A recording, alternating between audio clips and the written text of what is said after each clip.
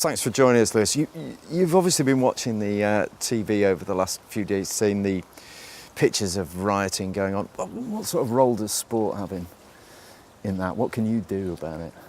I think just get on with our jobs. You know, I think I think everyone looks at that and just thinks, what on earth's going on at the minute? You know, it just seems to be a bit crazy. But you know, if there's anything we can do as sportsmen to help affect the mood and to help stop that, then we would certainly attempt to do that. You've got other concerns at the moment. Give us a prognosis on your knee.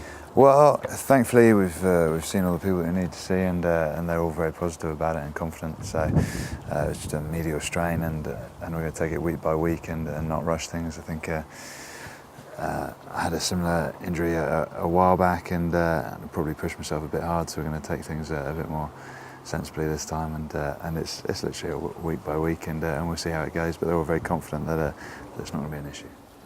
The look on your face when you were sort of taken off against Wales was, oh God, I don't get much luck. Yeah. Is that what it felt like? That was exactly what I felt at the time. You know, it wasn't any pain with the injury. You just know something's happened, and in your mind that you just sort of think, especially when you've been through it a lot, it was more for me frustration than anything else. Just thinking, you know, surely not again. But did it feel like a snap or a tear or something? Was it an immediate physical pain or anything? No, there was no pain. It was, you know, there was an element of discomfort. You know, I thankfully had my knee strapped, which probably, you know, thanks to Dan, the physio, probably saved it being any more severe than it was. So, you know, unfortunately, as history's proven in the build-up to World Cups or Six Nations tournaments, you're going to lose players along the way, and that's the way it is. You know, thankfully this time it wasn't me, but just picking up a strain is a frustration, but you know, it could have been far worse, thankfully. So you're incredibly philosophical at the moment. Have you learned? Have you become a better watcher? I mean, what was the Six Nations like for you then? No, you never become a better watcher, because all you want to do as a player is play the game that you love and that you're paid to do, and to watch that and watch your teammates play and not be able to help them is one of the most frustrating elements of the sport. But that's the nature of it. You know, it's the sport that we love, and we've played since we were all young men. You know, me when I was 5 playing for Bracknell Minis, and you know, you never really learn. You just deal with it.